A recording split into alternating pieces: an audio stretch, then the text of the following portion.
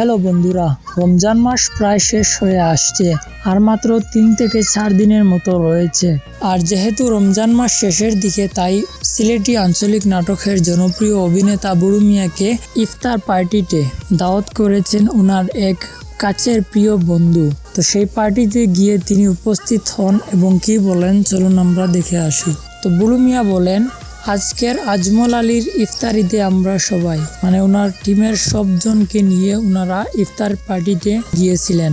তো যাই হোক, ইফতার পার্টি তো খেলেন বুলু মিয়া। তবে এখানে আমার একটা প্রশ্ন হলো, ভাই খোটাই মিয়া, আক্কেল আলী ওনারা সকলেই ঈদ উপহার দিচ্ছেন ওনার টিমের সদস্যদেরকে। তো এই জায়গায় আমরা কিন্তু বুলু মিয়াকে দেখতে পারতেছি না, কাউকে কোনো উপহার দিতে আমরা দেখতে পারতেছি না। হয়তো বুলু মিয়া এবছর দিতে পারেননি, আমরা আশা করব আগামীতে তিনি ওনার টিমের সদস্যদেরকেও ঈদের উপহার দিবেন। তো আশা করি বুঝতে পেরেছেন। ভিডিওটি ভালো লাগলে লাইক করবেন, চ্যানেলে নতুন হলে সাবস্ক্রাইব করে রাখবেন। ধন্যবাদ সবাইকে ভিডিওটা দেখার জন্য।